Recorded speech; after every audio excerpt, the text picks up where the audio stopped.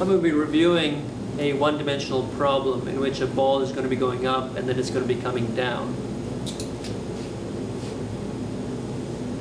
So this is our ground, and you have a ball that's going to go up and then it's going to come back down. And for it to actually start moving up, you have to give it an initial velocity that is greater than 0. In our case, the initial velocity is going to be a random number. Let's say it's 20 meters per second.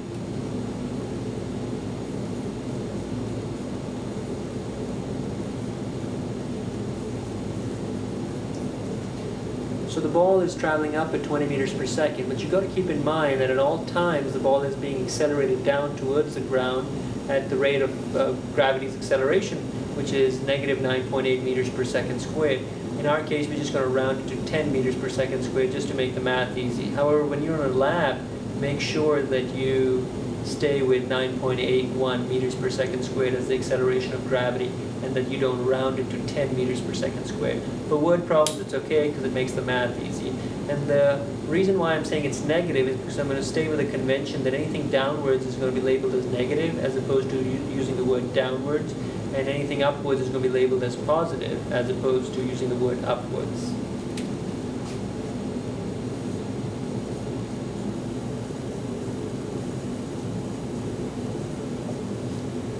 So that's the scale I'm using. That's the standard convention, that anything down is labeled as negative. Any motion downwards, if it's a velocity downwards, we're going to label it as negative velocity.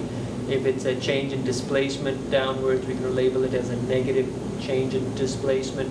If it's an acceleration downwards, same thing, we're going to label it as a negative. Instead of using the word downwards, we're just going to put the negative on there. And then vice versa, if it's a change in velocity upwards, or it's an acceleration upwards, or it's a change in displacement upwards, we're going to label all of those positive. So in our case, we have a ball that has an initial velocity of 20 meters per second upwards, but at all times it's being accelerated downwards at negative 9.8 meters per second squared, or in our case, 10 meters per second squared.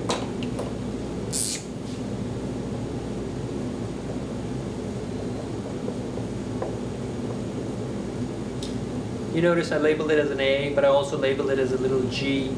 Gravity is a special acceleration for physics class because it's there all the time. And close to sea level, it's about 9.8 meters per second squared. That means that's how fast gravity accelerates everything. It changes everything's velocity by 9.8 meters per second every second. That's why it's meters per second squared. It's an acceleration. So you can label it as A, or you can label it as G. It's such a specific acceleration that if you label it as G for gravity, everyone will understand. You talk about the acceleration of gravity. So this ball is going to go up, and as it goes up, it's going to slow down. Well, that makes sense because the ball is constantly fighting against the acceleration of gravity. And keep in mind, we're neglecting air resistance. We're pretending this is a vacuum. No air exists. We just simplify the problem. We're saying there's no air. The only thing the ball is interacting with is the acceleration of gravity. So as the ball goes up and then it reaches the highest point, as it goes up, it starts to slow down. Then it reaches its highest point before it starts coming down. And at the highest point, we know that it's traveling at 0 meters per second. It's reached a point where it can't go any higher. So gravity has taken away all of its velocity. And at that point, just like any other point, gravity is constantly pushing the ball down, constantly accelerating the ball down towards the ground. And even at the highest point, even though its velocity is 0, its acceleration is still downwards at negative 10 meters per second squared, or negative 9.81 meters per second squared. At the highest point, gravity is impacting the ball in such a way that it may not be changing its velocity at the highest point, but at the highest point it's changing its direction. Because after that highest point is reached, then the ball starts coming down. So the direction of the ball has changed.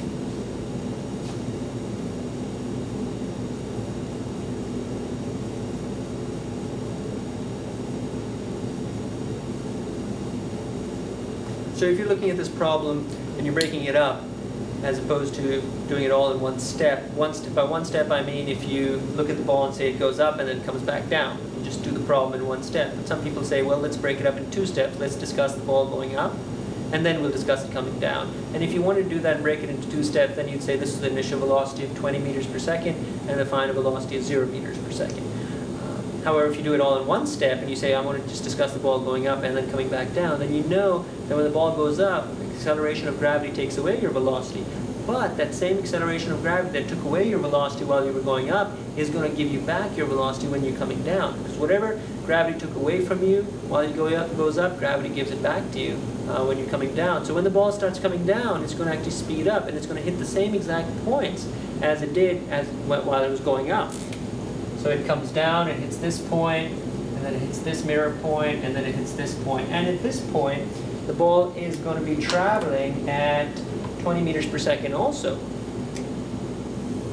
But it's going to be negative 20 meters per second. And the only reason why it's negative is because it's downwards. So if you were doing this problem all in one step, and somebody asks you how long does it take for the ball to go up and then come back down, you say, well, Mr. Parvaiz, I'm going to label all of my knowns. And my knowns are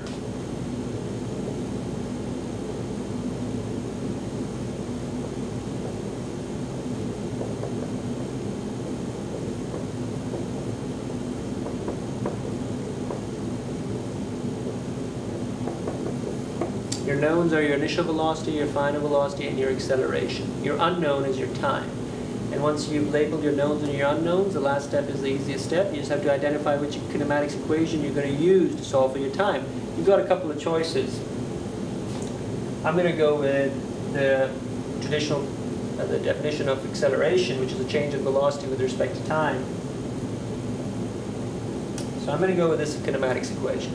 And I have the acceleration, I have the final velocity, and I have the initial velocity. So I'm going to solve for time by rearranging this equation and solving and isolating t, solving for time.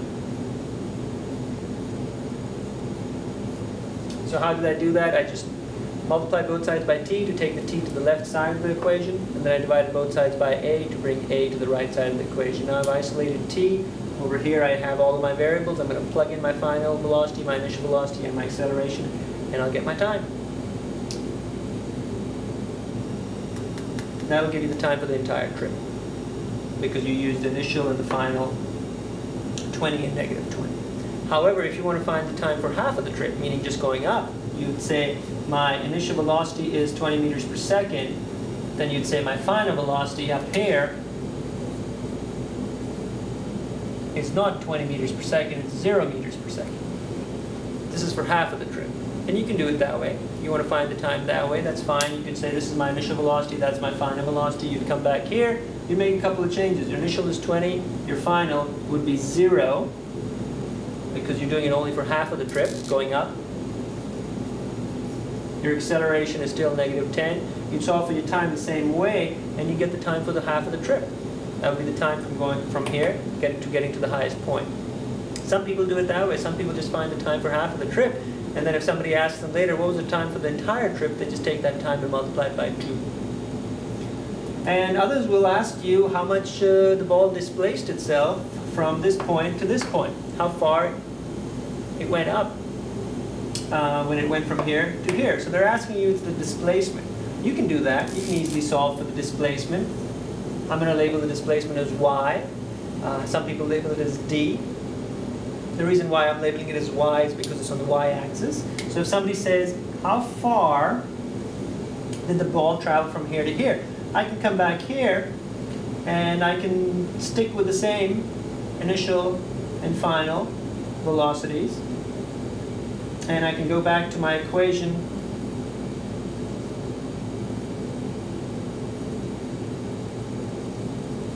I can use this kinematics equation.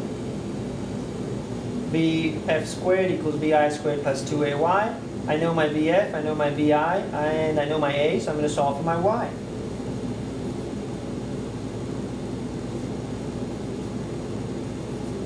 That's going to give me my y. I plug in my final velocity, my initial velocity, square my final velocity minus the square of my initial velocity divided by 2a. I got my displacement upwards. How much the ball has been displaced when it goes up. So if somebody asks you, how far is the highest point from the ground? That's how you find it. That's the displacement.